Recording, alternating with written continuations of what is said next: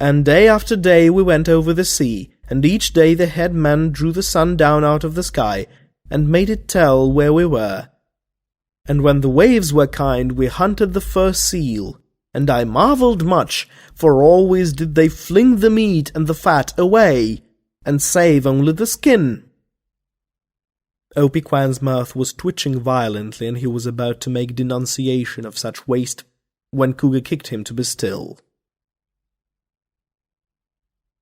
After a weary time, when the sun was gone, and the bite of the frost come into the air, the head man pointed the nose of the schooner south.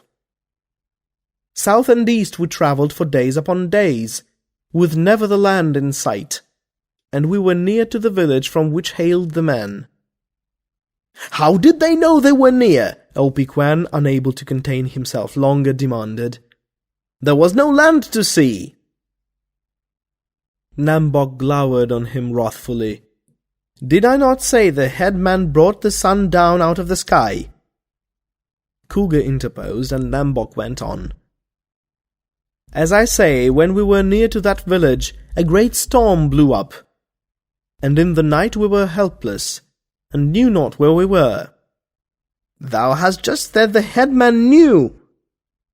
"Oh, peace, Opie Kwan, thou art a fool and cannot understand. As I say, we were helpless in the night, when I heard, above the roar of the storm, the sound of the sea on the beach. And next we struck with a mighty crash, and I was in the water swimming. It was a rock-bound coast, with one patch of beach in many miles, and the law was that I should dig my hands into the sand and draw myself clear of the surf.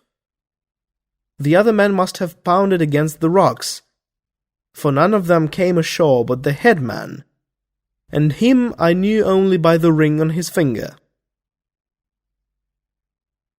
When day came, there being nothing of the schooner, I turned my face to the land and journeyed into it that I might get food and look upon the faces of the people.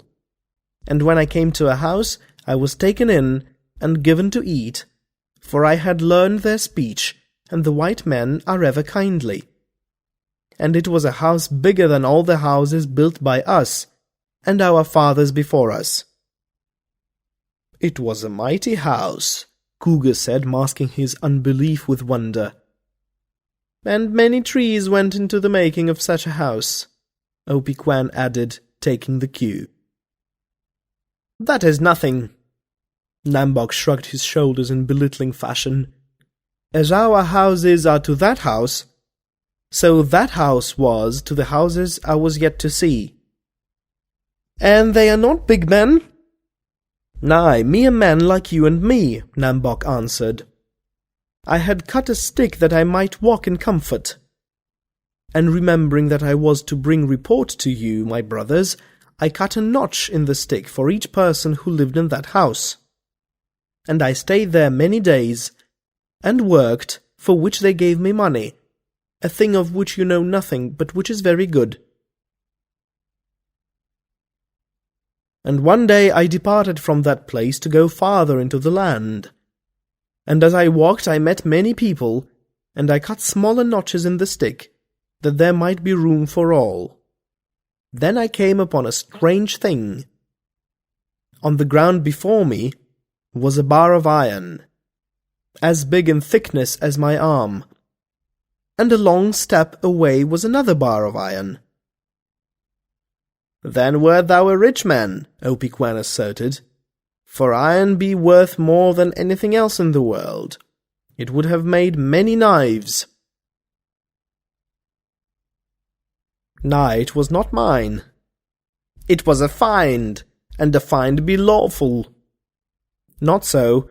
The white man had placed it there, and further these bars were so long that no man could carry them away, so long that as far as I could see there was no end to them." "Nam-Bok, that is very much iron," Opie Kwan cautioned. "Aye, it was hard to believe with my own eyes upon it, but I could not gainsay my eyes, and as I looked I heard." He turned abruptly upon the headman, Opiquan, thou hast heard the sea lion bellow in his anger.